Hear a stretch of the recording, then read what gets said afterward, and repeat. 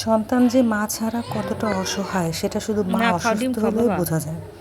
Hello everyone, আসসালামু আলাইকুম। আমি শাহিন ইসলাম, আপনাদের সবাইকে ছোট্ট একটা ব্লগে স্বাগতম না ওষুধ জানাচ্ছি। আবার খায়। আজকে আমি অনেক অসুস্থ ছিলাম, তাই আমার ছেলে আর মেয়ে একা একাই হাত দিয়ে ভাত খাইতে বসছে। দেখেন না, আমার ছেলেকে ও কখনোই ভাত খাও খায় না, তো আমি রাতে ওকে ভাত মুখে জোর দাও। করে একটু একটু করে ভাত খাওয়াই দিই।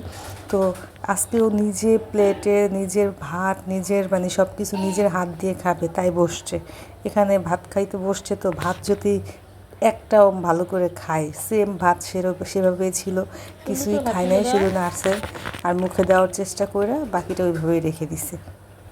হঠাৎ করে শীতটা পড়াতে মানুষ অনেকটাই এখন অসুস্থ।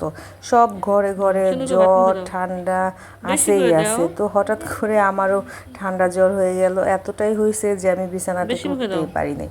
তো তখন আমার মেয়ে টুকিটাকি ঘরের কাজ যা পারছে করছে, আর খাওয়া দাওয়া তো না করলেই না, এটা তো করতেই হবে। বাসায় যেহেতু ছোটো দুটো মেয়ে আছে, আমরা আছি, একটু হইলেও তো দুপুরের খাবার খেতে হবে। পরে আমার আপুর মেয়ে এসে আমাদের ডিম ভুনা করে দিয়ে গেছে আর ভাত রান্না করে দিয়ে গেছে। পরে আমার মেয়েকে বললাম, জামু তুমি আর ভাইয়া মিলে দুজনে বসে বসে এখানে এসে খাও।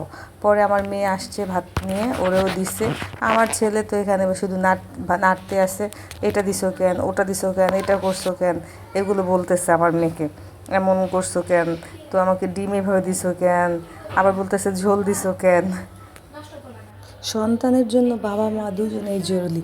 একটা দিন অসুস্থ থাকায় বুঝতে পারছি যে আমার বাসা ঘর সব মনে হচ্ছে যে অন্ধকার, কিছুই করতে পারতেছি না। মেয়ে স্কুলে যাইতে পারে নাই, মেয়ে কোচিংয়ে যাইতে পারে নাই, কিছুই করতে পারে নাই। আর ও তো ছোট, ওরে বলে বলে যতটুক পারছি আমি অতটুক করাইছি। ওর বাবারও শরীর ভালো না, সেও বাসায় অসুস্থ, খাও। আমিও অসুস্থ, এই আমাদের জীবন কাটতেছে।